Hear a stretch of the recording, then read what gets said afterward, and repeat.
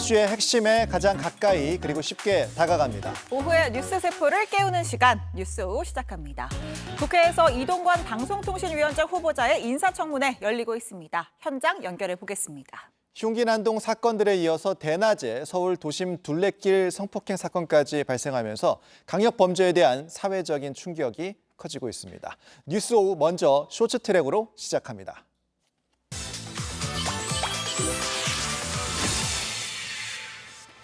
네, 첫 번째 트랙은 바이든의 조화입니다. 윤석열 대통령이 한미일 정상회의가 열리는 미국에 도착했습니다. 워싱턴의 숙소에 미국 바이든 대통령이 보낸 조화가 놓여 있는데요. 붙인 별세를 애도하며 고인의 평안한 안식을 빈다는 편지와 함께였습니다. 한미 두 정상은 유선 통화를 통해 안부도 주고받았다고 합니다. 윤 대통령은 우리 시간으로 오늘 밤 한미일 정상회의가 열리는 미 대통령 전용 별장인 캠프 데이비드로 이동합니다. 한미일 정상 간의 오찬 회의를 이어간 뒤에 3국의 전방위 협력을 강조하는 공동 기자회견도 열 계획입니다. 자, 이후에 별도의 한미, 한일 정상회담까지 마치고 귀국길에 오릅니다. 부친상 직후 1박 4일간의 빡빡한 일정인데요. 오는 일요일 자정을 넘겨 도착할 예정입니다. 두 번째 트랙은 뒤늦은 사죄입니다. 서울 압구정동 일대에서 약물에 취한 채 차를 몰았던 이른바 롤스로이스 사건. 운전자 신 씨가 검찰에 넘겨졌습니다. 약물 과다 복용 혐의 인정하십니까? 피해자가 가족들에게 하실 말씀 없으신가요? 죄송합니다. 저 진심으로 사죄드리겠습니다. 죄송합니다. 늦어도 너무 늦은 사과입니다. 다리와 머리를 크게 다친 피해 여성, 현재 뇌사 상태입니다. 피해자의 오빠는 신 씨로부터 연락이 오거나 사과를 받은 적이 없었다고 전했습니다. 자, 이 신 씨의 국과수 정밀 검사에선 무려 7종류의 향정신성 의약품이 나왔습니다. 치료 목적이었다. 글쎄요. JTBC 취재 결과 사고 당일 신 씨는 피부 시술로 수면 마취제를 맞고 또 깨어나자마자 한 번 더 맞았습니다.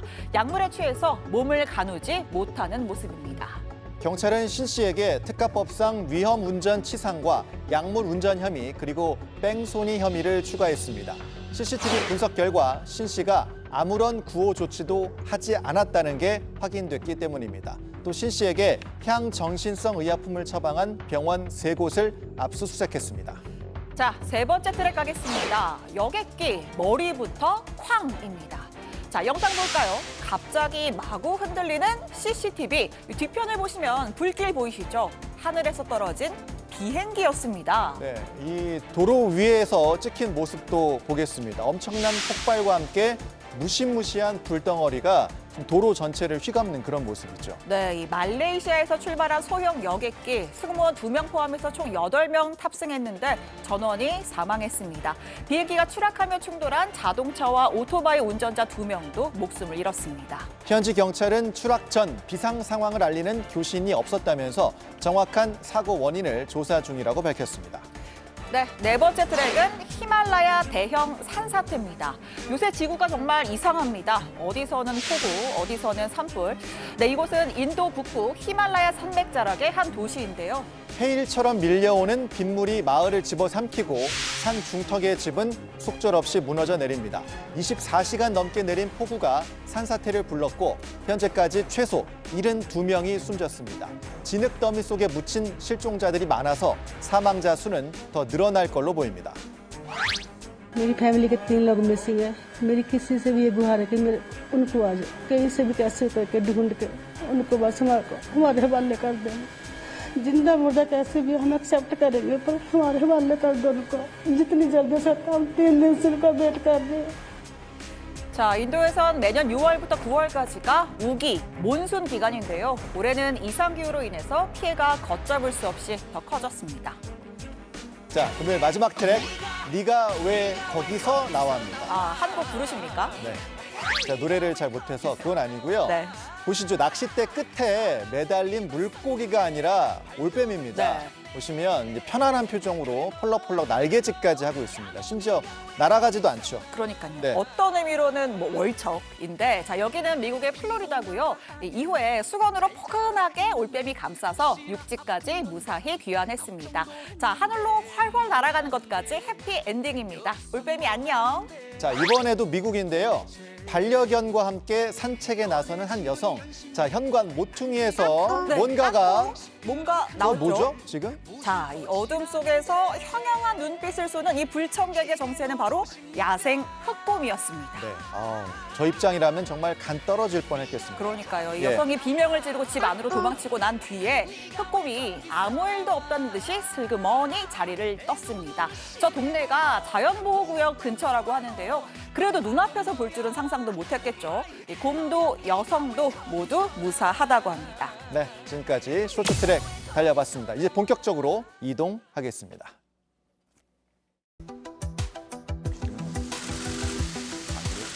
선서 공직 후보자인 본인은 양심에 따라 숨김과 보탬이 없이 사실 그대로 말할 것을 맹세합니다.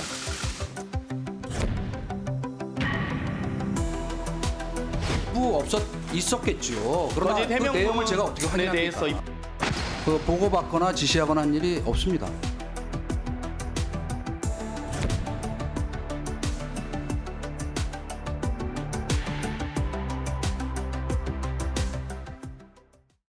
네, 5시엔 뉴스 오후 정치권 이야기는 시내 원룸에서 오신환 전 의원과 김유정 전 의원과 함께 하겠습니다. 두 분 한 주간 잘 지내셨죠? 네, 안녕하세요. 안녕하세요. 네, 두 분 오늘 표정이 밝은 게 좀 신나는 토크가 이어질 수 있을 것 같습니다.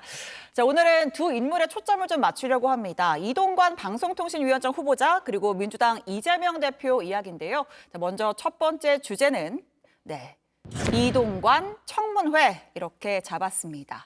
자, 오전 10시부터 지금도 청문회 계속 열리고 있고요. 혹시 파행되는 거 아닌가 싶었는데 일단 여야 모두 청문회 안에서 좀 따져보자는 생각으로 보입니다. 국회 현장 잠시 연결해서 지금 상황 듣고 가겠습니다. 자, 노진호 기자, 지금 청문회 계속 진행 중이죠? 네, 그렇습니다. 오늘 오전 10시부터 청문회가 이어지고 있습니다. 당초 여야 입장차가 워낙 컸기 때문에 파행을 거듭할 것이다. 이렇게 많이 예상이 됐었는데요. 휴식을 위해 두 차례 정회만을 거친 뒤 현재 약 4시간 넘게 청문회가 이어지고 있습니다. 네, 저도 이 청문회 살펴봤는데 쟁점이 꽤 여러 가지였습니다. 어떤 내용들이 주로 오갔습니까? 우선 야당은 이 후보자의 언론관에 대해 문제를 제기했습니다. 특히 이 후보자가 청와대 홍보수석으로 재직할 당시에 작성된 MBC 정상화 전략 등 구체적인 이 국정원 문건을 제시를 하면서 이 문건 작성에 이 후보자가 개입을 했는지 물었습니다. 언론을 권력의 편에 세우려고 하는 아주 위험한 사고방식이 곳곳에 지금 드러나는 거예요. 그 바보 취급하지 마세요. 저런 보고서가 국정홍보수석실에 주문 없이 국정원이 그냥 생산할 수 있단 말입니까?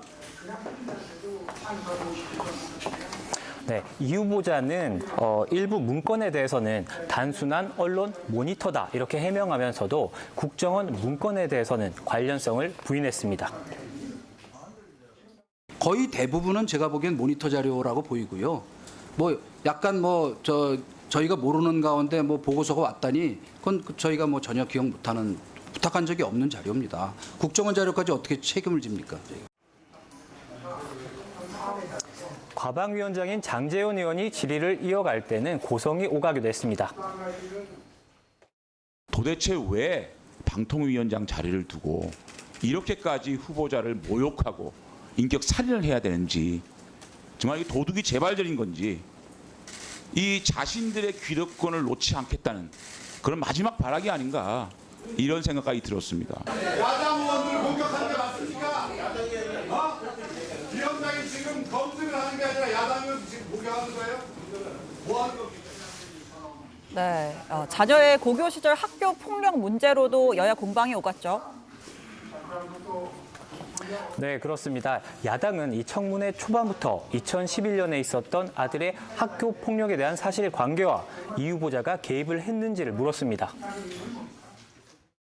1학년인 3, 4월부터 팔과 가슴을 수차례 때리고 침대에 눕혀서 밟고 핸드폰을 뺏어서 게임을 하고 자신을 피해 다닌다며 책상에 머리를 300번 부딪히게 하고 매점에서 자신의 것을 사라고 강제해서 돈을 쓰게 했고, 이 후보자는 당사자 간 화해, 종결한 사안이라고 강조하면서 고 박원순 서울시장을 언급하기도 했습니다. 근데 피해자가 나를 학폭 피해자로 규정하지 말아달라고 그렇게까지 얘기를 하는데 굳이 당신이 학폭 피해자니까 나와서 얘기하라는 식의 압박을 계속 가하는 것이 이게 무슨 그 논리인지 저는 이해가 가지 않습니다. 우리 박원순 시장님으로부터 성폭력 피해를 당했다고 이 폭로했던 그 분을 피해 호소인이라고 규정을 하지 않았습니까? 근데 이번엔 또 자기가 학폭 피해자가 아니라는 사람은 학폭 피해자라고 규정을 하는 이 논리적인 모순을 제가 어떻게 이해해야 할지. 네, 이동관 후보자도 뭐 할 말은 하는 그런 분위기로 보이는데 일단 오늘 청문회 끝난 뒤에 일정 어떻게 됩니까?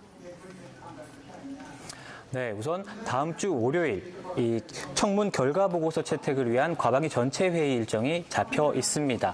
하지만 오늘 확인할 수 있었듯이 이 후보자의 자격에 대한 여야 입장차가 워낙 크기 때문에 결과 보고서가 채택될 수 있을지는 미지수입니다. 결과 보고서가 채택되지 않더라도 이 재송부 요청을 거쳐서 이르면 다음 주 중으로 이 후보자에 대한 임명이 마무리될 것이란 관측도 나오고 있습니다. 지금까지 국회에서 전해드렸습니다. 네, 국회 현장에서 노진호 기자가 오늘 그 청문회 상황을 간단하게 정리를 해줬는데 두 분도 청문회 오늘 하루 종일 보셨죠. 지금까지의 총평, 관전평을 좀 묻고 싶습니다. 어떠셨어요? 저는 뭐 이미 답을 정해놓고 하는 청문회 아닌가 이렇게 생각이 들고요. 청문회가 정말 이게 한없이 가벼워진 것 같은 느낌이 들어요. 네. 저도 뭐 청문회를 많이 해봤지만 언제부턴가 청문회 인사청문 보고서가 채택되든지 안 되든지 상관없이 네. 그냥 임명을 강행하는, 특히 뭐 지난 문재인 정부 때 21차례에 걸쳐서 이제 그랬다고 전해지는데, 그러다 보니까 이게 그냥 진영에 나눠져서 서로 지지하는 지지층을 상대로 듣기 좋은 말 하는 그런 청문회가 되지 않나 이런 생각이 들고요. 이동관 후보자의 경우는 뭐 방통위원장으로서 물론 그 언론을 장악하는 그런 뭐 정말 의도 이런 부분들에 대해서 민주당으로서는 뭐 굉장히 중요한 문제니까 네. 예, 다룰 수는 있지만 그 이전에 언론을 통해서 이미 나와져 있는 내용들의 어떤 뭐 진일보한 내용 없이 저렇게 반복되는 앵무새 같은 청문회가 과연 무슨 의미가 있을까 이런 생각이 좀 들고요. 네.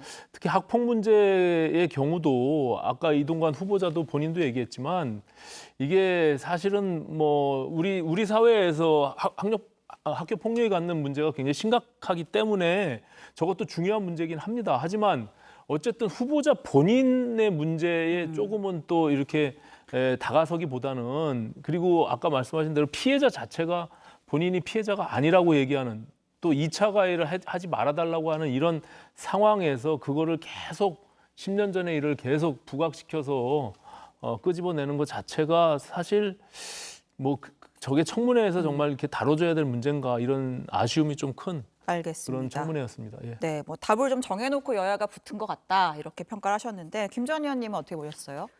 개인적으로는 이제 MB 정권 때 당 대변인이었어요. 그래서 정말 가열차게 비판도 하고 싸움도 하고 했었는데 야, 언제적 이동관 후보자냐, 이거 실화냐 이런 생각이 우선 들었고요. 일단 지명 자체에 네, 좀 네. 벌써 이제 서너 달 됐기 때문에 뭐 이미 방통위원장 하고 있는 분처럼 느껴지잖아요. 그래서 이거 지금 말이 되는 이야기냐 이런 생각이 먼저 들었고, 두 번째는 대선 후보 토론 때 윤석열 당시 후보자가 아리백이 뭐냐고 이재명 후보가 물었을 때 모른다고 얘기를 했거든요. 재생에너지 100% 사용. 그런데 왜 실패한 MB 정권 인사들은 다 이렇게 데려다가 돌려막기식으로 이렇게 임명해서 쓰려고 하시는지, 나중에는 결국에는 부메랑으로 돌아간다 이런 말씀드리고 싶고요. 네. 세 번째는 이동관 후보자가 중요한 자료는 거의 다 제출을 거부했거든요. 그래서 아마 지금 저 자리에 앉아 있는 청문위원들이 굉장히 고생하면서 아마 진행을 하고 있을 텐데, 예상했던 대로 오전에는 뭐 너는 떠들어라, 나는 뭐 내가 길 간다, 이제 거의 이런 태도더라고요. 그래서 이게 과연 맞는 청문회인가 이런 생각도 했고요. 그러나 그럼에도 불구하고 어차피 임명되는 거 아니냐 이런 굉장히 열패감도 있을 거예요. 민주당 청문위원들이. 그럼에도 불구하고 오늘 청문회가 끝나는 순간까지 좀 제대로 잘 짚어주시기 바라고요. 그게 차곡차곡 쌓여서 결국에는 국민들이 알아주실 거라고 생각을 하고 미리 포기하지 않았으면 좋겠습니다. 알겠습니다. 뭐 앞서도 언급이 나왔지만 오늘 청문회 좀 쟁점별로 짚어보려고 합니다. 먼저 이 아들의 고등학교 시절 학교 폭력과 관련해서 무마 의혹과 관련된 공방입니다. 듣고 이야기 이어가겠습니다. 아들도 전혀 지금 반성의 기미도 없고 가해 사실이 없다라고 얘기하시는 아닙니다. 거죠? 가해 사실 있습니까? 본인도 아주 진지하게 반성하고 폭력 사실을 인정하시나요? 아니 일부 있었겠죠. 그러나 그 내용을 제가 어떻게 확인합니까? 이동관 후보자와 하나고 당시의 교사들은 상반된 의견을 지금 내놓고 있습니다. 저는 제가 알고 있는 그대로 말씀드리지 거짓말할 이유가 없습니다. 만약에 거짓말이라고 이게 들통나면 사퇴할 용이 있습니까? 예.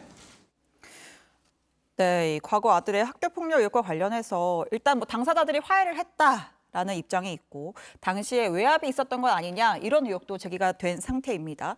근데 또 별도로 또 오 전 의원님께서는 이제 과연 이 아들의 의혹이 뭐 결격 사유가 될 수 있느냐 이런 입장도 갖고 계신 것 같은데.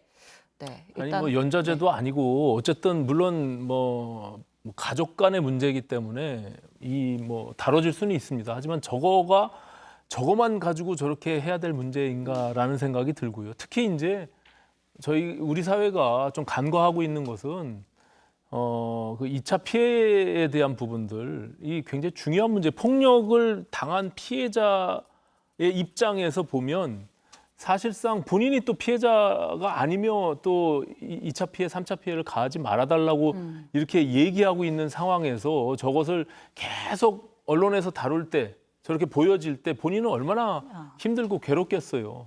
뭐 그걸 가해했다는 이동관 후보자의 아들은 차치하고서라도 그렇기 때문에 저런 부분들에 대해서 너무 이렇게 집중하는 것이 저는 썩 보기 좋지는 않더라고요. 그리고 이제 10년 전에 있었던 그 사실 여부에 대해서도 서로 지금 공방이 오가고 있잖아요. 그러니까 이게 정확하게 확인되지 않은 내용들 가지고 저렇게 어떻게 보면은 심리적인 압박을 가하고 있는 것들이 저는 온당치 않다 이렇게 보여집니다. 네, 차라리 이제 방통위원장으로서 아까 말한 방송을 정말로 이렇게 침해할 수 있는 편집권에 대한 것들 아니면 장악하려고 했던 이런 것들은 다뤄질 수 있다고 봐요. 알겠습니다. 그러니까 이제는 후반부에 가서는 학교 폭력보다는 이미 다 알려져 있는 사실이고 특별히 나오는 것도 없고 하니 다른 부분들을 좀 언급했으면 좋겠다 이렇게 생각이 듭니다. 저희가 방송 장악 쟁점 관련해서 또 이따 얘기를 나눌 텐데 그 학교 폭력 의혹이 과거에 이르긴 하지만 또 사실관계를 따져봐야 되는 부분들도 있는 거잖아요.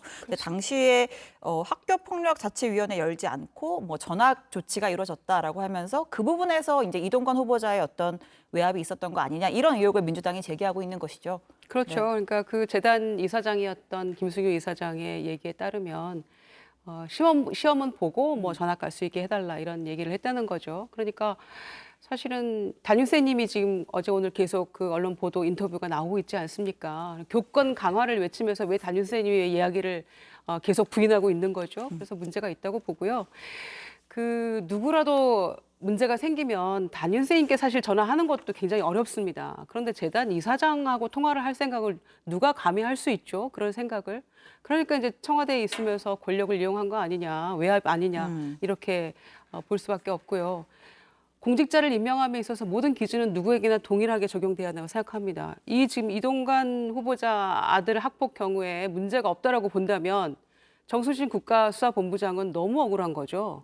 그렇지 않습니까? 청문회를 거치지도 않았고 임명해서 취임하기 하루 전날 사퇴한 거 아닙니까? 여러 가지 그 문제를 안고 인정을 하고. 네. 그래서 기준은 동일해야 된다고 생각하는데 그보다 훨씬 더 하거든요. 여러 가지 그 청문위원들이 든 사례들을 보면 문제가 훨씬 심각하고 지금 생각하기에 그 피해 학생들이 평생 안고 갈 그 트라우마나 지금 어떻게 살고 있는지 모르겠어요, 정말. 네. 그걸 생각하면 너무 마음이 아프죠. 그래서 기준은 동일해야 된다고 생각하고요. 모두 다 이렇게 부인하고 있는데 단윤세님 이야기조차 부인합니까? 오전에 얘기했던 것도 뭐 그 부인이 상습 지각했다는 거 지워달라고 2차례 이상 전화했다는 거 아닙니까? 담임선생님이 절대 안 된다고 안 해줬다는데 학생기록부 제출하지 않는 것도 그런 것들을 가리기 위한 거 아닌가 의심할 수밖에 없고, 또 담임선생님이 전화해서 뭐 미안하다고 사과했다 이런 얘기를 오전에 후보자가 했는데 그거 아니라는 거 아닙니까? 그러니까 이런 것마저도 계속 거짓말로 부인하고 있는데, 이렇게 그러면 부인하면 가짜뉴스 되는 겁니까? 그리고 애초에 본인이 지명됐을 때 얘기한 것처럼 그럼 그건 공산당입니까?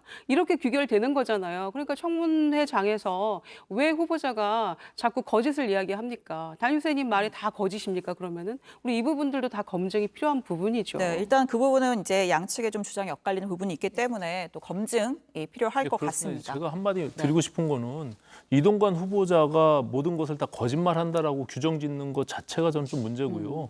어쨌든 지금 입장이 다른 거예요. 그리고 민주당의 의원들의 입장에서는 그것을 몰아세우기 위해서 당연히 뭐 공격을 할 수는 있지만 팩트가 정확하게 확인되지 않은 내용들을 가지고 이동관 후보자가 하는 얘기는 무조건 거짓말이다 이렇게 재단하는 것은 좀 문제가 있다 이렇게 보여집니다. 알겠습니다.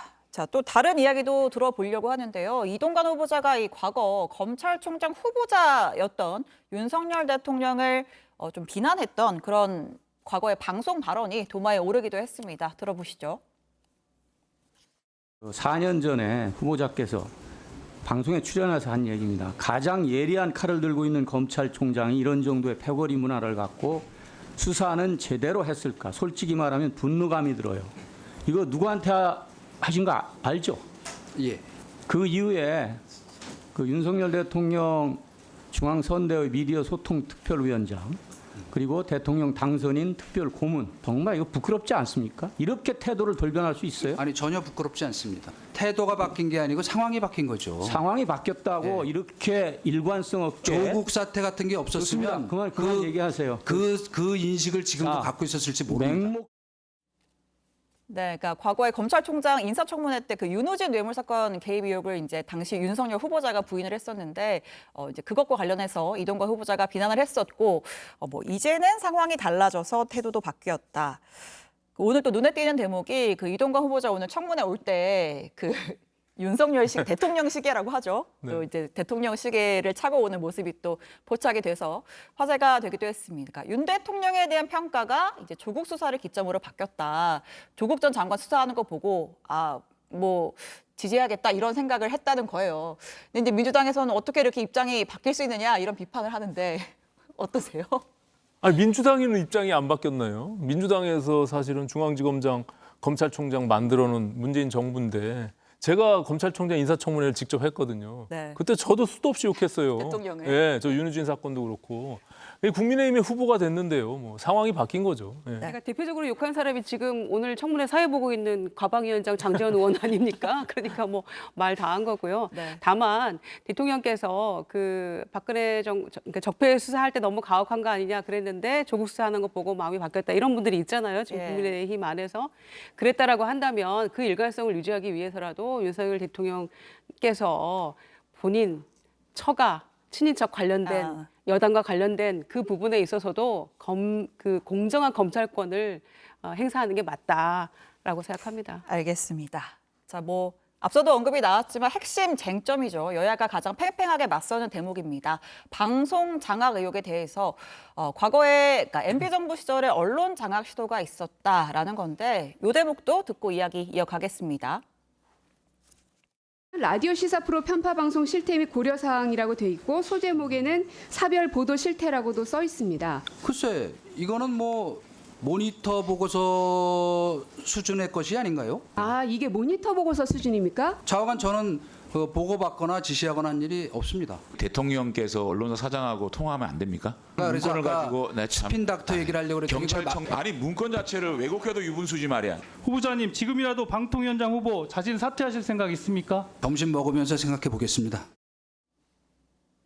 네, 점심 먹으면서 생각해 본다고 했는데 일단 사퇴하실 생각 아직 입장 안 밝히신 걸로 봐서는 없는 것 같고요.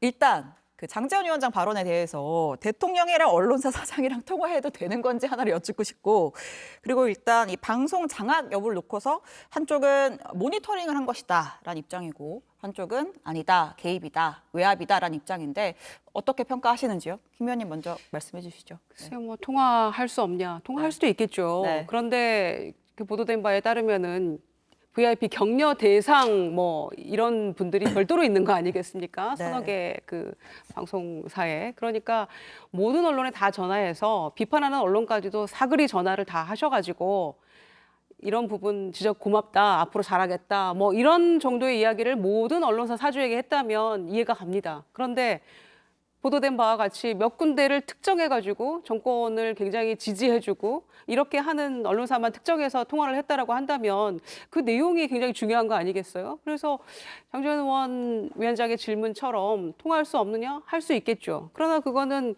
굉장히 공평해야 되고 모두에게 하는 것이 맞고 편파적이어서는 안 된다라는 거겠죠. 만약에 문재인 정권이나 다른 뭐 그 전에 뭐 노무현 정권에서 그런 일이 있었다라고 한다면 장제원 의원이 뭐라고 얘기했겠습니까? 해도 되냐고 하면서 아마 굉장히 그 가열차게 비판했을 겁니다. 그때도 내용이 중요한 거 아니겠어요? 있었다 손 치더라도. 그래서 그런 부분들은 전부 다 모르쇠로 일관하고 있는데 국정원 문건에서 드러난 뭐 30여 건 중에서 고민정 의원 이야기대로 9건이 실행이 된 거다 이렇게 얘기를 하지 않았습니까? 그러면은 국정원에서 허위 보고했다는 건데 저렇게 아니라고 주장을 한다면 그럼 또 그건 어떻게 되는 겁니까? 대한민국 최고 정보기관에서. 이게 말이 안 되는 얘기를 계속해서 본인 내가 아니라고 하는데라고 그렇게 우겨서 이게 될 일인가? 국민들이 지켜보고 계시는 거죠. 네.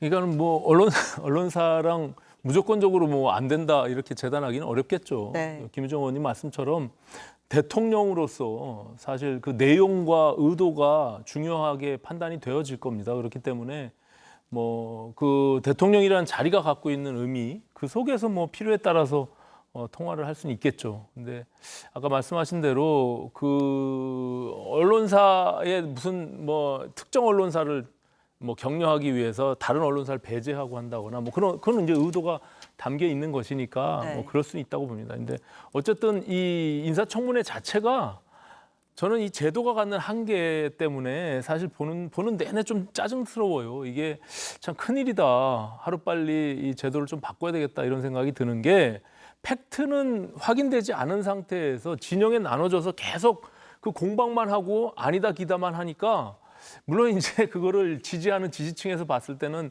뭐 속 시원하게 볼 수는 있겠지만 저게 과연 그 중립적인 지대에서 객관적으로 보는 그 시청자들한테는 어떤 의미를 가질 수 있을까? 네. 그리고 이것이 결국에는 인사청문 보고서가 채택이 되든 안 되든 상관없는 이런 지금의 제도의 한계가 저는 좀 제도적으로 분명히 고쳐야 된다 이렇게 생각이 듭니다. 예. 알겠습니다. 자, 저희가 오늘 두 인물에 대해서 이야기를 한다고 했어요. 지금까지 이동관 후보자에 대해서 얘기를 했고 네, 두 번째 인물은 바로 민주당 이재명 대표입니다. 주제를 기꺼이 시지프스 이렇게 잡아봤습니다. 어제 이재명 대표가 네 번째 검찰 소환 조사 받았고요. 자, 어제 이제 조사 밤늦게 끝났죠. 자정을 넘겨서 끝났는데 그때 모습과 오늘 아침 모습 잠깐 보고 오겠습니다. 객관적인 사실에 의하면 전혀 문제될 수 없는 사안인데 목표를 정해놓고 사실과 사건을 꽤 맞춰간다는 생각을 버릴 수가 없었습니다. 지금 경제 위기가 심각합니다. 이런 정치 수사, 조작 수사에 쏟을 에너지를 경제 위기 극복, 또 민생 회복에 쏟아주시기 바랍니다. 네, 오늘 아침에도 대여 공세 강화하는 발언 이어갔습니다. 흔들리지 않겠다 이런 걸 표현하는 건가요? 그렇습니다. 이제 어제 사실 그 중앙지검 앞에서의 메시지는 어쩌면 이제 대국민 메시지 같은 거라고 생각합니다. 나는 억울하다 이런 느낌이었고요. 네. 그래서 당당하게 맞서겠다, 나를 믿어주시라 이제 이런 거였기 때문에 대국민 메시지가 그렇게 나갔는데 만약에 수사 결과나 재판 결과가 그에 부합하지 않는 내용이 나온다면 정말 이제 이재명 대표의 정치적 그 비전은 굉장히 어두워지는 거잖아요. 그래서 지지자도 그렇고 당원도 그렇고 정말 우리 대표니까 신뢰하고 믿고 가자 이제 이런 마음인 거죠. 네. 그리고 검찰의 수사가 지금 2019년부터 시작이 됐는데 2년간 정말 탈탈 털지 않았습니까?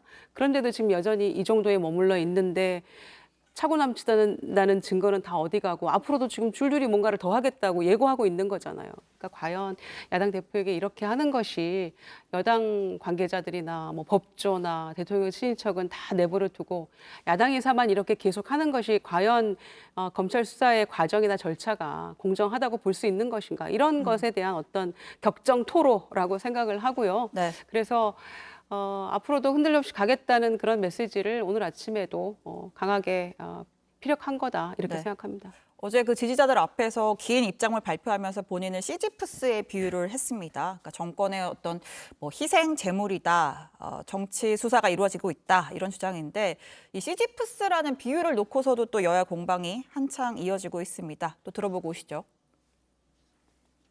어떤 고난에도 굽힘없이 소명을 다할 것입니다.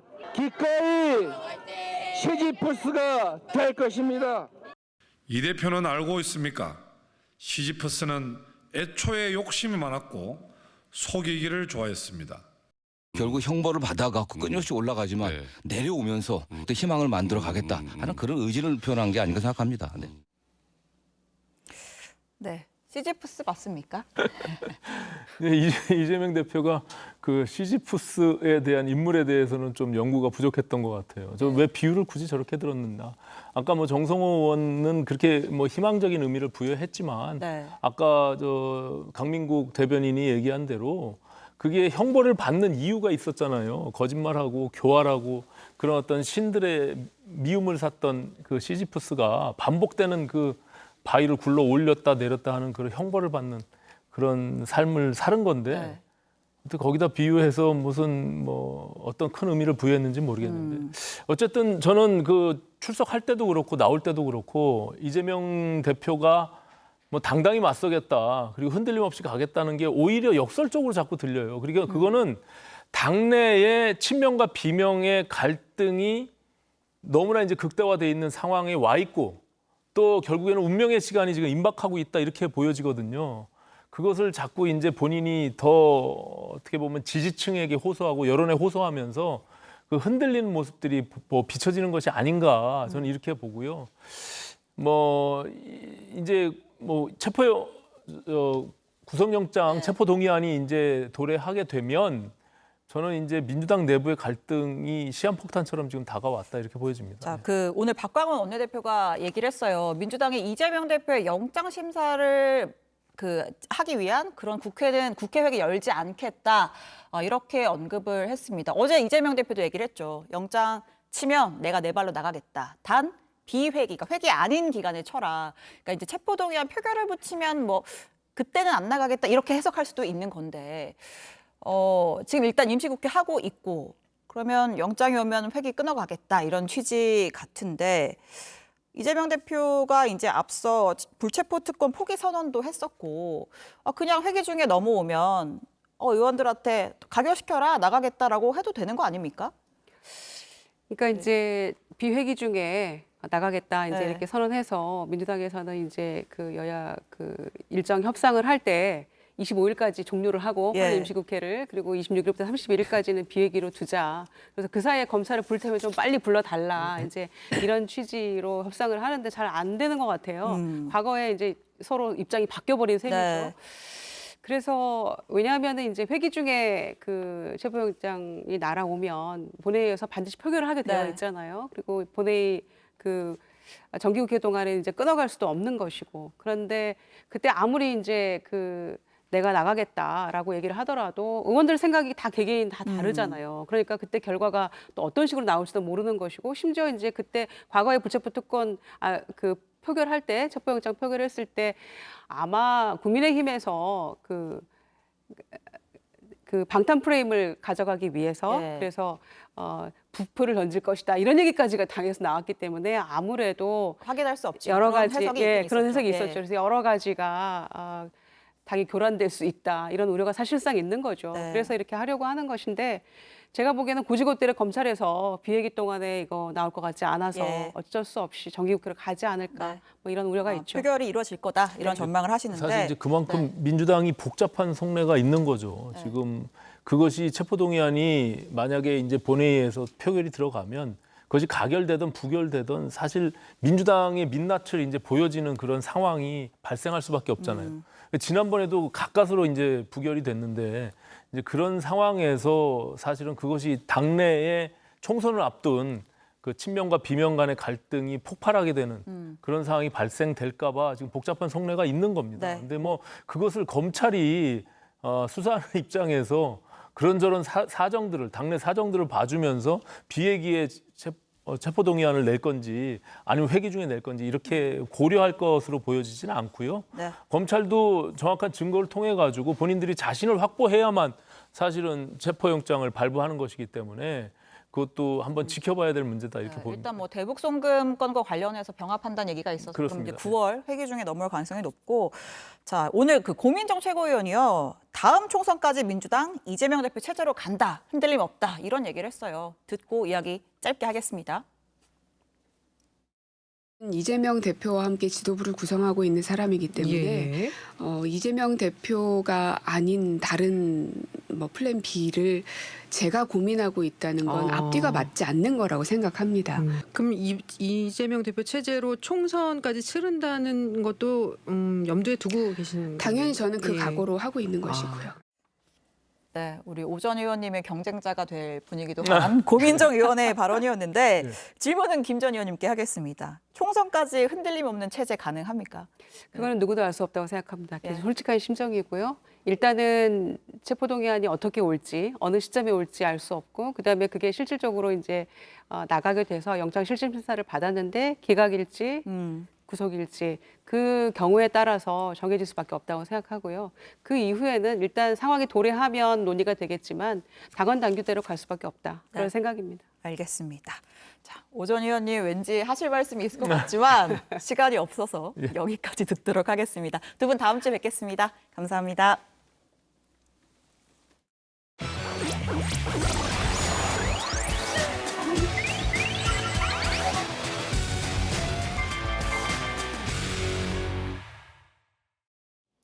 세상 모든 이슈를 풀어봅니다. 이슈 언박싱. 오늘 풀어볼 얘기는요. 왕의 DNA로 퀴즈왕 도전. 이렇게 제목을 잡아봤습니다. 자, 지난주부터 우리 사회에 큰 논란을 남긴 말이죠. 왕의 DNA. 왕의 DNA를 가진 아이이기 때문에 왕자에게 말하듯이 듣기 좋게 돌려서 말해도 다 알아듣습니다. 교육부 5급 사무관이 본인 자녀의 담임교사에게 보냈던 편지 내용이었습니다. 이 얘기를 다시 하려는 건 아니고요. 왕의 DNA를 부적절하게 활용한 나쁜 사례가 등장했습니다. 전라북도가 어제 공식 페이스북에 올린 글을 보시죠. 우리 아이가 왕의 DNA를 가지고 있다고 생각하시나요? 퀴즈왕은 어떠신가요? 초등학생을 대상으로 백제 역사 유적지구에서 백제 퀴즈왕 대회를 개최합니다. 이렇게 썼습니다. 자, 퀴즈 대회를 홍보하려는 건 알겠는데 왕의 DNA가 무슨 개그 프로에서 나온 유행어도 아니고 이걸 여기다가 가져다가 붙이면 어떡합니까? 사회적인 공분을 일으킨 사건인데 말이죠. 전북도는 표현이 부적절했다면서 약 3시간 만에 게시물을 삭제했습니다. 그런데요. 이런 부적절한 표현으로 논란이 된 게 올해 벌써 2번째입니다. 전북도는 지난 2월에 국제생활체육대회 홍보 영상을 공식 유튜브에 올렸습니다. 이게 어떤 컨셉이었냐면 연애를 못 해본 40대 남성이 운동을 하라는 조언을 듣고 용기를 내서 체육대회에 참가를 해서 10살 어린 소개팅 여성의 환심을 산다는 내용이었습니다. 자, 어린 여성을 만나려면 대회에 참가해라. 이런 의미였을까요?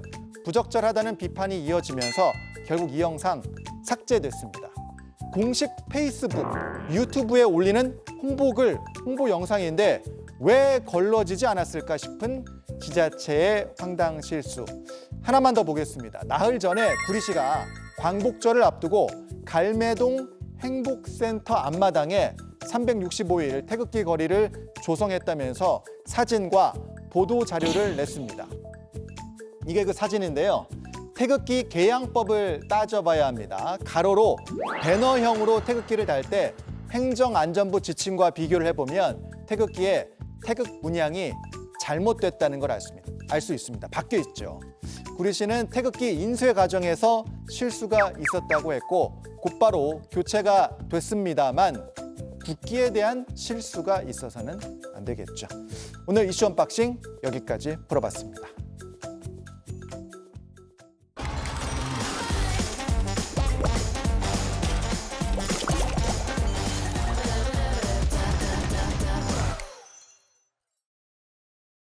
네, 뉴스룸에서 이어가겠습니다. 이대우 동대문경찰서 수사과장 신유진 변호사와 함께 하겠습니다. 어서 오십시오. 안녕하세요. 네. 자, 두 분 오늘 저희가 할 얘기가 그래서 그런지 일단 분위기가 좀 가라앉아 있는데 그렇습니다. 연이은 흉기난동 사건에 이제 우리 사회가 뒤숭숭한데 또 강력 사건이 발생을 했습니다. 또 대낮에 그리고 도심에서 발생한 성폭행 사건 피해자가 지금 크게 다친 상태거든요. 많은 시민들이 또 한 번 충격을 받았는데 자, 이 사건 서울 신림동 인근 산책로에서 사건이 발생을 어제 한 거죠? 네, 그렇습니다. 예. 어제 오전 11시 44분에 예. 살려달라는 비명을 들은 등산객의 신고로 예. 출동한 경찰에게 이제 현행범으로 체포된 사건이었는데요. 네. 이 장소가 이 공원과 산을 연결하는 둘레길에서 약 100m 정도 떨어져 있는 산 중턱 등산로라고 하는데 예. 요 범행 장소 자체는 좀 인적이 네. 뭐 드물긴 하지만 예. 이게 워낙에 도심 한가운데 있는 공원에서 그렇죠. 떨어진 둘레길에서 일어난 일이기 때문에 예. 굉장히 좀 사회적으로 불안감이 좀 증폭되는 사건입니다. 그리고 일단 또 피해자가 지금 위독한 상태로 그렇죠. 지금 알려져 있고 예. 지금 생명에 지장이 있을 수 있다 이렇게 예. 알려져 있기 때문에 예. 가벼운 사건 전혀 아닙니다. 지금 이제 도심지에 바로 옆에 이제 아파트도 있는 그런 상황이기 때문에 좀 충격이 더 컸고 자, 이대유 형사님 그 체포 직후에 경찰이 음주나 마약 검사를 해봤죠? 예, 그렇습니다. 예. 체포된 30대 남성을 상대로 예. 그 음주 측정과 예. 그다음에 마약 간이 시약 반응을 했는데 모두 특이점은 없는 걸로 확인이 됐습니다. 그래요? 예, 그리고 그 성범죄 등으로 인한 그 위치 추적 장치, 이제 전자발찌. 예, 전자발찌라고 그러죠. 근데 그런 착용 대상도 아닌 걸로 확인이 됐고요. 예. 그리고 전에 과거 이력으로는 군무이탈로 처벌받은 적이 있는데 기소유예 처분을 받았고요. 군대에 있을 때. 예, 탈영한 거죠. 예. 예. 그걸로 해서 뭐 기소유예 처분을 받은 거 있고. 예. 그 다음에 이제 그 지금까지 조사된 내용으로 예. 오늘 아마 경찰에서는 그 구속영장을 신청을 하고 예. 또 아마 컴퓨터에 대한 포렌식도 같이 병행할 거로 그렇게 보입니다. 네, 지금 한창 수사가 이루어지고 있는 그런 상황인데 앞서 이제 저희가 지금 사건 장소를 이제 좀 보고 있었는데 이게 인적이 드물다고 할 수 없는 곳이에요. 그러니까 공원 근처 둘레길이니까 안쪽으로 좀 들어가면 뭐 인적이 없어질 수는 있는데 10분 거리 아파트도 있는 상황이고 자, 이 최 씨가 여기서 범행을 저지른 이유 어떻게 설명을 하고 있습니까? 최 씨는 예. 사실은 자신이 자주 다녔던 공원이었기 때문에 예. 여기에는 CCTV가 없다라는 걸 알고 있었다고 해요. CCTV가 없다는 걸 알고 그 공원에서 범행을 하기로 했다. 네. 그리고 또 한 가지가 예. 성폭행을 하고 싶어서 범행을 했다라고 예. 경찰 조사에서 진술을 했다는 겁니다. 예. 그러니까 지금 인적이 드문 장소와 시간 그리고 CCTV가 없는 것까지 알고 이곳을 이제 본인의 범행 대상으로 정했을 가능성. 그렇다면 이제 미리 준비한 계획 범죄라고 좀 봐야겠죠? 이대유 형사님. 예, 일단은 그 흉기를 소지하고 있었고 예. 집에서 뭐 9시 55분에 이제 자기 집에서 출발을 해서 범행 전에 동선이 지금 나왔어요. 예. 거기서 이제 9시 55분에 출발해 가지고 걸어서 신림동 공원 저기 둘레길 입구까지 약 1시간 6분에 걸쳐서 이동을 합니다. 금천구 독상동 집에서 출발해서 예. 걸어서 신림동 공원 둘레길까지 걸어서 이동을 해서 도착을 입구까지 합니다. 걸어서 이동을 했답니다. 예. 그리고 나서 이제 44분경 네. 이게 43분 뒤에 살려달라는 비명 소리를 듣고 네. 이제 경찰에 이제 신고가 접수를 된 겁니다. 네. 이제 그 과정 그러니까 그 43분 이내에 도착을 해가지고 범행이 이루어진 거거든요. 그리고 나서 신고와 함께 약 26분 뒤에 12시 한 10분경에 경찰관들이 현장에 도착해서 예. 범인을 현행범으로 체포한 겁니다. 이게 지금 그러면 언제부터 이 피해자를 따라다닌 것인지. 일단은 그 시간상으로 봤을 때 예. 11시 1분에 이제 신림동 공원 둘레길에 도착을 했고 예. 살려달라는 소리를 듣고 경찰에 신고한 그 시간이 43분입니다. 예. 그러니까 43분 이내에 그 피해 대상을 물색을 했을 것 같고 예. 아마 그 자기가 좋아하는 자주 와본 그 장소였다고 하니까 예. 자기가 범행을 하고 좀 용이하고 도주하기도 좋은 곳으로 아마 선택을 해서 그곳에서 있지 않았나 그렇게 판단이 됩니다. 그럼 말씀하신 대목은 그 40분간의 행적을 이제 경찰이 추적해야 되는 그런 상황이군요. 예, 그렇습니다. 자, 이번 사건의 특이점이요. 너클이 있어요. 네.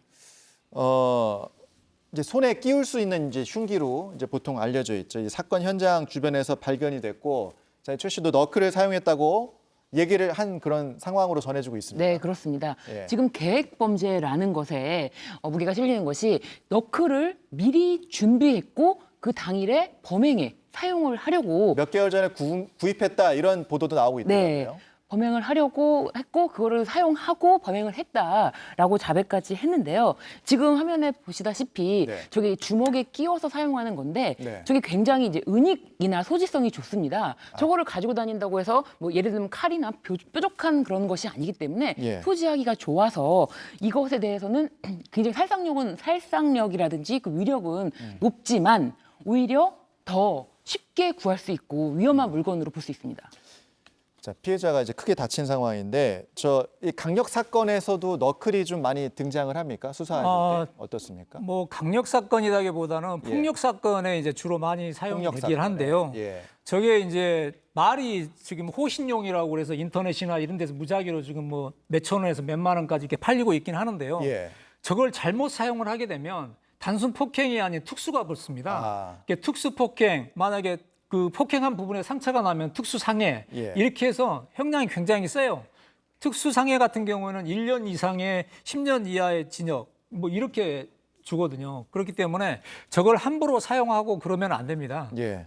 듣고 보면 이제 완전 흉기인 그런 상황인데 말씀하신 것처럼 우리나라에서 이제 호신용품으로 소개가 되고 홍보가 되고 팔리는 경우가 많다 그래서 이거 단속이 좀 필요하지 않겠습니까? 네, 제가 말씀드린 것처럼 이게 예. 은익성과 소지가 너무 좋기 때문에 예. 이게 단순한 호신용품인가에 대한 고민을 해봐야 되는데 예. 해외에서는 네. 이거를 무기로 취급하고 있고 그리고 소지 및 유통 자체를 금지하고 있습니다. 그런 그래서 곳들이 있어요? 네, 영국에서도 이 소지 자체로 이게 불법으로 하고 인정하고 있고 예. 뭐 프랑스나 오스트레일리아에서도 모두 다 이게 불법 무기로 취급되어 있는데 우리나라에서는 인터넷으로 손쉽게 구매할 수 있다 보니까 이게 과연 단속이 이루어져야 되는 것이 아닌가에 대한 문제가 지금 대두가 되는 거죠. 네.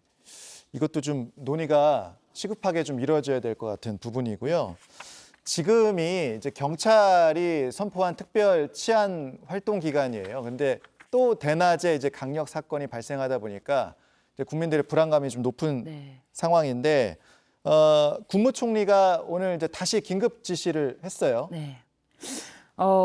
지금 말씀하신 것처럼 연속적으로 뭐 묻지마 살인 같은 그러니까 전혀 일면식이 없는 사람을 대상으로 그것도 한 명이 아니라 여러 명을 도심 한복판에서 뭐 무차별적으로 뭐 살해하는 사건이 벌어졌기 때문에 이게 지금 특별 치안 활동 기간인데요. 네. 이런 기간에 마치 CCTV가 없는 그 사각지대를 틈타서 또 이렇게 대범하게 대낮에 범죄를 저지른 게 굉장히 지금 시민들이 충격을 받았기 때문에 네. 다시 한번 지금 범죄 예방에 총력을 기울여라라고 지시를 했다고 합니다.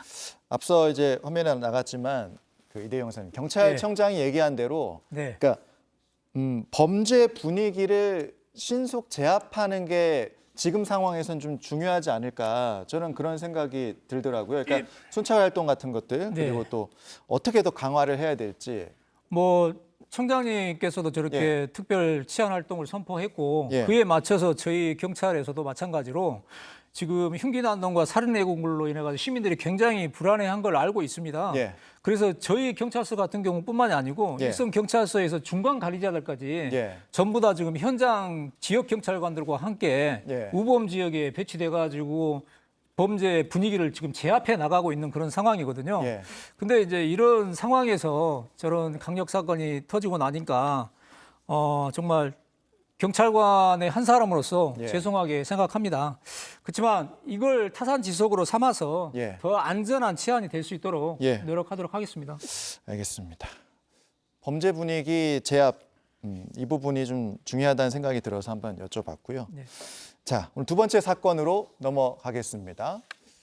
54년 만에 나타난 생모가 아들 사망 보험금을 요구하고 있는 사건. 이 사건 이제 꽤 그동안 이제 보도가 됐던 그런 상황인데 법원이 최근에 이제 보험금을 나누라고 중재를 했는데 생모가 안 된다면서 이의 신청한 상황이 오늘 알려졌습니다. 네. 우선 이제 어떤 사건인지 간단하게 이대영 사님 다시 설명을 좀 해주실까요? 예, 그 선원이었던 김종인 씨가 네. 재작년에 그 태풍으로 거제도 앞바다에서 사망을 했습니다. 네. 그런데 이제 김정한 씨 앞으로 보험금이 네. 그 한 3억 원 정도 나왔답니다. 예. 근데 이제 그 2살 때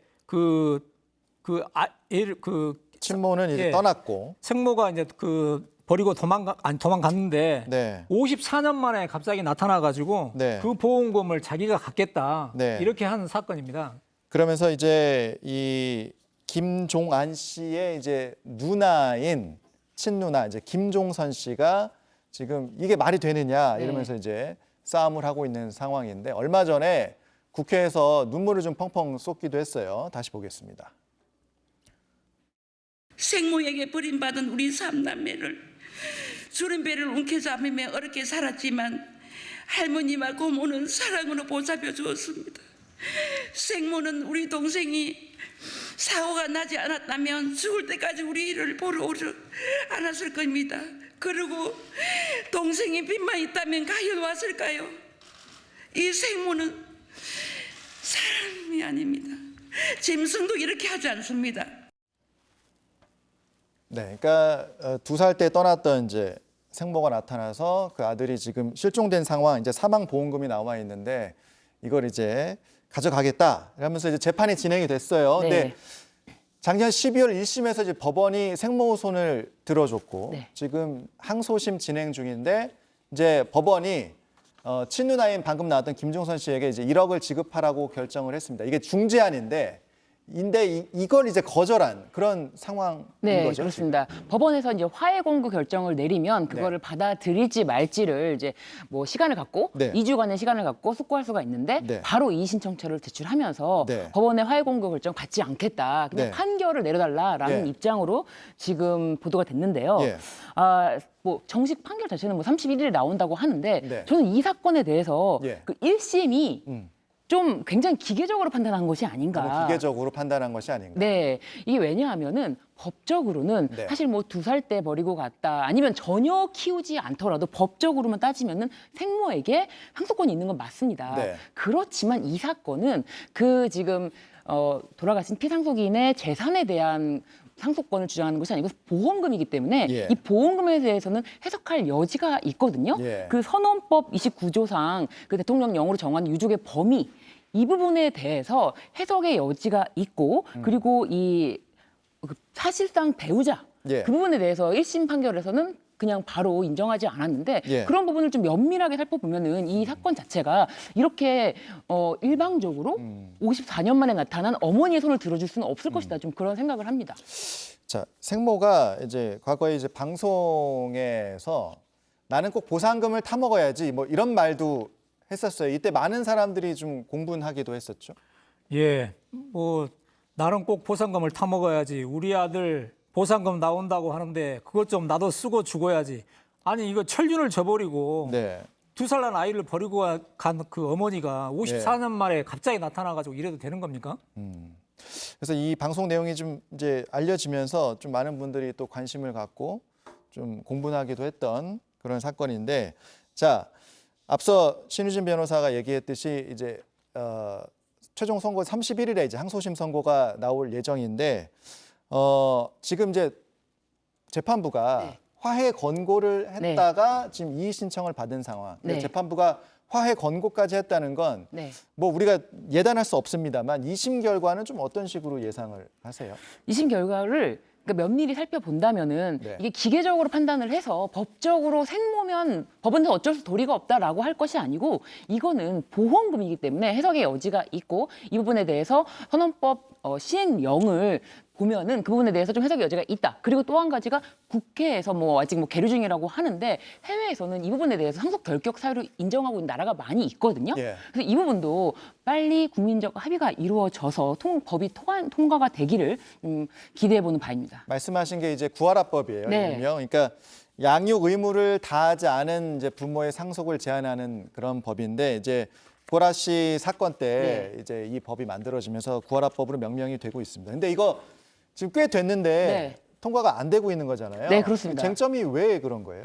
이게 양육 의무를 게을리했는지 판단이 쉽지 않다고 하는데요. 예. 그 법률에서 어떤 것이 규정이 되어 있다고 판단이 쉬운 것이 어디 있습니까? 예. 만약에 아이를 두고 갔다, 그건 유기입니다. 예. 법적으로 유기예요. 그런데 예. 그 유기라는 것이 두고 갔는지 안 두고 갔는지 판단이 쉽지 않다. 이렇게 변명할 건 아니라고 생각이 들거든요. 예. 이게 지금 다 이 통과를 막고 있는 쪽에서 뭐 양육 의무 게을리하는 거 어떻게 판단하냐 그리고 다른 상속 결격 사유와 맞지 않는다라고 하는데 미성년 아이들을 두고 떠난 보호자는 법적인 자격이 없다. 이 부분은 충분히 공감대가 형성될 것 같습니다. 이게 국민 법감정과는 지금 현행법이 좀 상당히 좀 다르다 이렇게 판단을 하시는 거죠? 네, 그렇기도 하고 예. 지금 이 사건이 굉장히 특이한 케이스라고 생각이 됐기 때문에 미뤄두는 것 같은데 사실은 지금 이혼이 굉장히 많지 않습니까? 예. 그리고 어린 나이에 뭐 아이들이 어렸을 때 이혼을 하고 양육비를 지급하지 않아서 뭐 그런 문제도 굉장히 심각하잖아요. 양육비를 한 푼도 지급하지 않아도 또 다시 이런 문제가 반복될 수 있다. 그런 점을 좀 생각해 줬으면 좋겠습니다. 알겠습니다. 앞서 이제 봤던 김종선 씨의 눈물이 좀 계속 기억에 남네요. 알겠습니다. 두 분과는 여기까지 말씀 나누겠습니다. 고맙습니다. 감사합니다.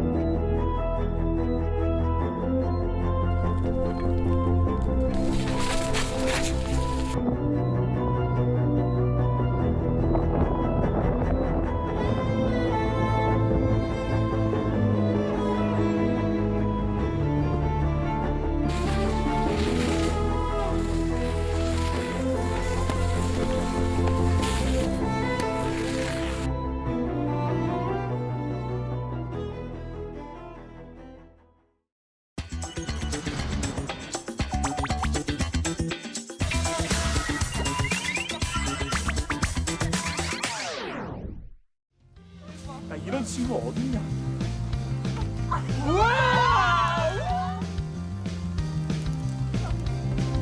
뭐야?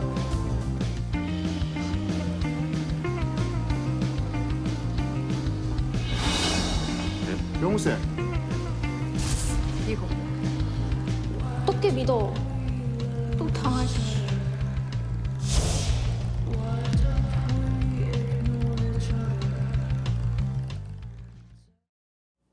네, 매주 금요일에 찾아오는 반가운 손님, 오후의 티키타카 시간입니다. 주말에 시원한 극장 나들이 계획하는 분들 오늘 주목하셔야 됩니다. 네, 쏟아지는 블록버스터 대작 가운데 신선하면서도 묵직한 독립영화 한 편이 개봉을 했는데요. 영화 지옥만세의 주연, 네, 배우 방효린 씨 스튜디오에 모셨습니다. 안녕하세요. 안녕하세요. 안녕하세요. 영화랑 느낌이 좀 다른데요? 머리가 좀 길어져서 네. 아무래도 그런가 봐요. 방금 본 영상의 단발머리 네. 주인공이 바로 방효린 씨였습니다. 자, 지옥만세 영화 이번 주 수요일에 개봉을 했죠? 네, 맞아요. 어떤 영화예요? 지옥만세는 두 외톨이 소녀인 남이와 선우가 구원과 복수가 좀 뒤섞여 있는 그런 여정을 그린 영화인데요. 남이와 선우의 뭔가 지옥 탈출 여행기라고도 얘기를 하고 싶어요. 아, 그 두 소녀가 이제 학교 폭력 피해자인데 네. 그 공간을 지옥이라고 좀 묘사를 한 것 같고 네. 그걸 탈출하는 모험기? 네, 여행기, 모험기. 여행기, 모험기. 네. 아, 그렇군요. 이 제목이 그러면 이제 학교 폭력 피해자인 친구가 주인공이라고 하니까 왜 네. 지옥이란 단어가 들어갔는지는 알 것 같은데 네. 왜 지옥 만세예요? 제목이 좀 특이해서. 저도 처음에 시나리오를 받고 지옥 만세라는 이름을 듣고 아, 도대체 이거는 무슨 내용일까 네. 되게 흥미롭고 또 상상이 잘 안 갔었거든요. 네. 그래서 시나리오를 읽었었는데 아, 왜 이래서 지옥 만세구나. 우리 모두 다 각자만의 지옥이 있다고 생각하는데 또 그들에게는 그것이 지옥이고 하지만 또 거기서 무너지는 것이 아니라 용기를 가지고 다 같이 꿋꿋하게 만세를 부르자 하는 뜻에서 네, 지옥 만세라는 이름이 붙여진 것 같아요. 그러니까 이제 지옥이라는 어떤 일상에서 그냥 네. 아, 난 지옥에 살고 있어 좌절하는 게 아니라 그 안에서 뭔가 고군분투하면서 네. 뭔가를 또 희망을 갖고 이뤄내는 네. 그 두 소녀의 모습이 만세를 부르는 것 같은 뭐 네. 그런 영화인 거군요. 네, 제목이 굉장히 인상 깊어서 네. 원래 또 영화는 제목이 반이라고 그러잖아요. 맞아요. 네, 그래서 대박 날 것 같습니다. 아, 감사합니다. 자, 영화 속에 선우라는 캐릭터를 맡았습니다. 네. 선우는 어떤 친구예요? 선우는 집에서도 그렇고 또 학교에서도 그렇고 외톨이로 지내는 소녀예요. 네. 오랜 시간 동안. 그래서 많이 외롭고 또 상처가 굉장히 많고 또 정말 소리를 낼 수 없을 만큼 악을 지를 수 없을 만큼 그런 상처가 많은 친구인데요.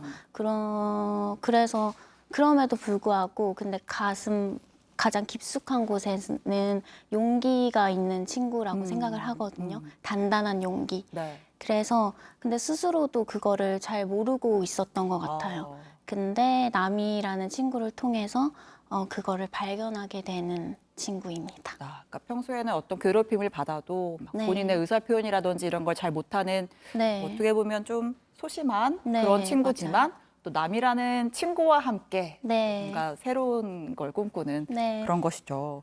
자, 지금도 얘기를 했는데 우리 방 배우가 황선우라는 캐릭터를 맡았고 네. 또 친구가 성남이라는 캐릭터예요. 근데 네. 두 친구가 모두 학교 폭력 피해자이면서도 좀 결이 다르죠. 네. 그러니까 한 친구는 오롯한 어떤 피해자이고 뭐 어릴 때 그 친구들이 꼭 가해자 피해자가 딱 분리되는 건 아니잖아요. 네. 그래서 이 남이 같은 경우에는 본인도 피해자지만 또 선우가 피해를 입는 걸 방관한 사람이기도 하고 네. 굉장히 복잡한 관계성을 갖고 있는데 이 두 친구가 어떻게 우정을 쌓게 되는 거예요?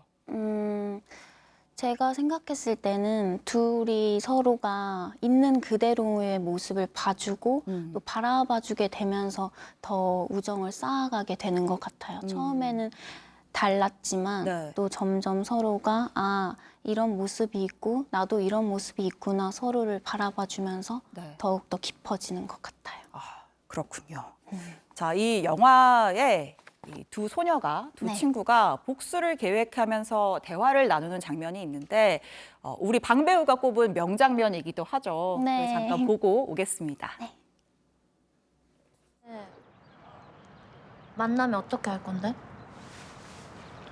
주변을 조져야지.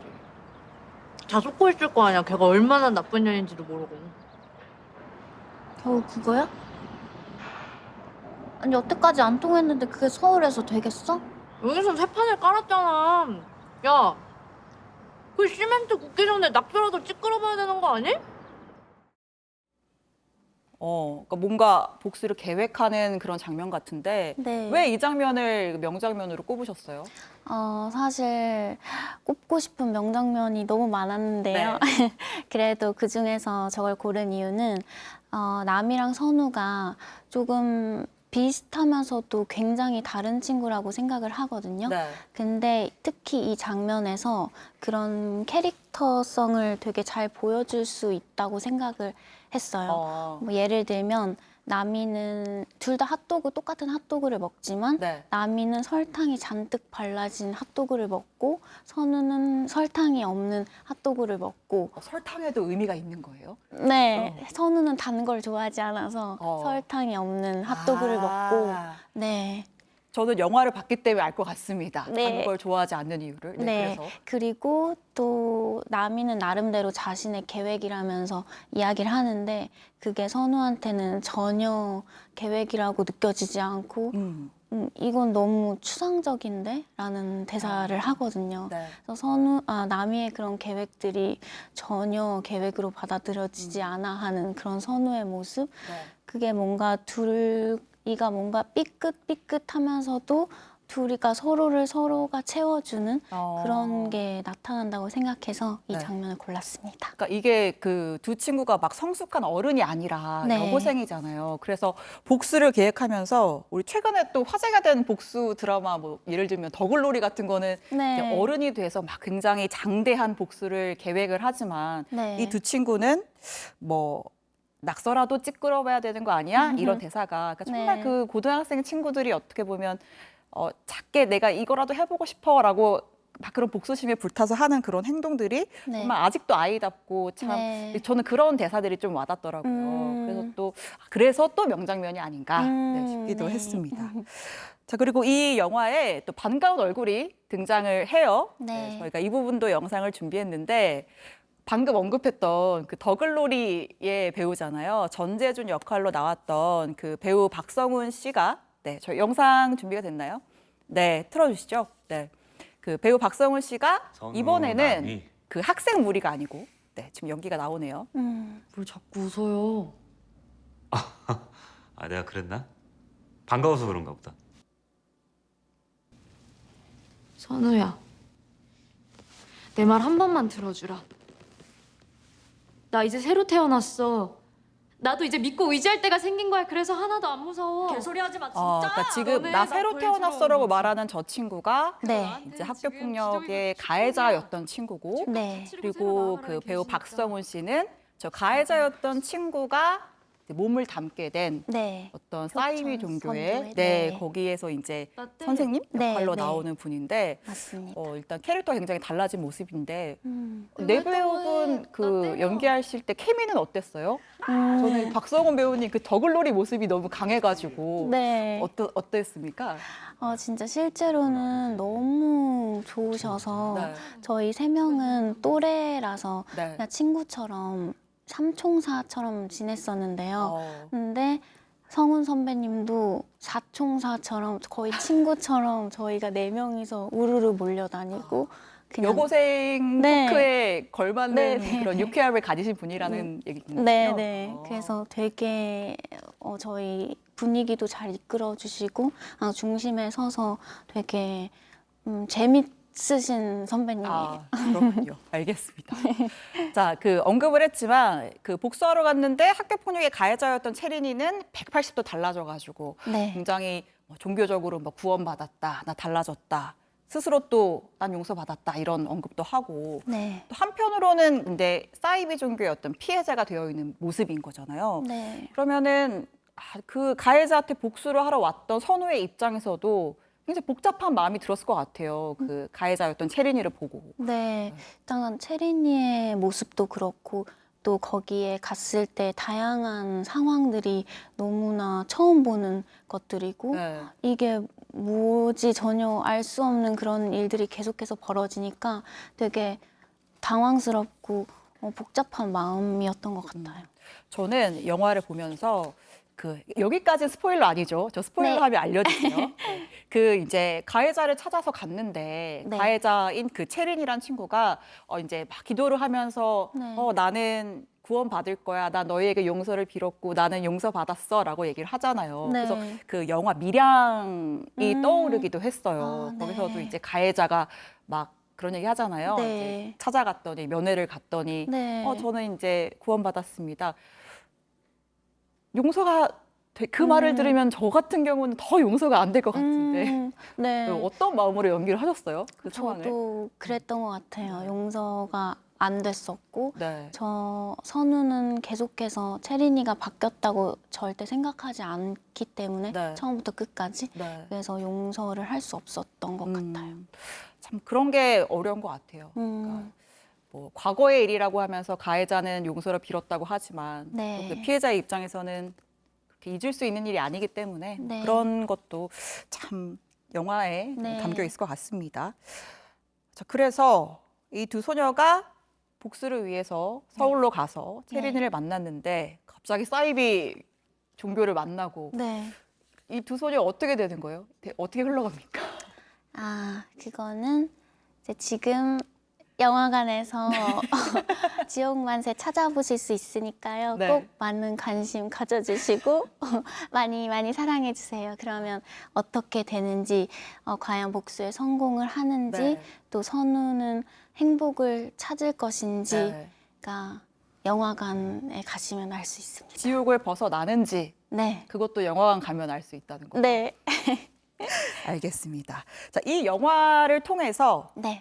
결말은 알려드릴 수 없지만 네. 어떤 메시지를 관객에게 전하고 싶었어요? 살면서 모든 사람들 다 한 번씩은 또 여러 번 힘들 때도 있고 굉장히 지칠 때도 있잖아요. 네. 근데 그렇게 각자만의 지옥에서 살아가지만 그래도 다시 한번 꿋꿋하게 일어나서 우리가 만세를 부를 수 있으면 좋겠다. 그런 작은 힘과 용기를 이 영화를 통해서 얻어가셨으면 좋겠다는 생각을 했습니다. 그 배우분이라 그런지 말씀에 이렇게 진정성이 느껴지면서 그랬으면 좋겠다 공감을 하면서 듣게 됐습니다. 자, 이제 이 작품 다음 작품도 뭐 준비를 하고 계신지 앞으로 어떤 활동, 어떤 포부 갖고 계세요? 계속해서 좋은 이렇게 지옥만세처럼 제가 온 힘을 다해서 할 수 있는, 연기할 수 있는 작품을 만났으면 좋겠고, 그래서 열심히 하고 있으니까 네. 계속 지켜봐 주세요. 저희 그럼 조만간 뭐 브라운관이든 스크린이든 만날 수 있나요? 열심히 한번 해보겠습니다. 제가 사실 물어봤는데 비밀이라고. 뭔가를 준비하고 계신 것 같더라고요. 그래서 앞으로 우리 방 배우의 활약을 네. 어디서든 저희가 또 지켜보고 뉴스 오브 패밀리들은 아마 방 배우가 이제 막 또 활동을 시작하셨으니까 누구지 하는 분들도 사실 있을 수 있거든요. 네, 아마 근데, 처음 보실 것 같아요. 네, 근데 이제 그때 그 배우가 이렇게 컸어? 라고 하는 걸 또 우리 시청자분들이 느끼실 수 있는 그런 배우가 되기를 제가 또 기원을 해보겠습니다. 네, 열심히 해서 또 불러주세요. 저희가 감사하죠. 네, 고맙습니다. 배우 방효린 씨 모셨습니다. 네, 고맙습니다. 감사합니다. 네, 뉴스호가 준비한 소식은 여기까지입니다. 자, 오늘은 인스타그램 아이디 예린님께서 사연을 보내주셨는데요. 내일 콘서트 가시나 봐요. 7년 만에 완전체 인피니티 콘서트. 내꺼 하자 이건가요? 네, 잊지 못할 추억을 또 한 페이지 만들어 봅시다. 이렇게 사연을 보내주셨습니다. 네, 좋은 시간 보내시길 바라고요. 자, 뉴스 오브 패밀리 여러분 모두 좋은 주말 보내시고요. 지금 아래로 나가는 이 인스타그램 이메일 주소로 사연 보내주시면 저희가 여러분의 일상을 공유하도록 하겠습니다. 자, 모두 좋은 주말 보내시고 월요일에 다시 뵙겠습니다. 감사합니다.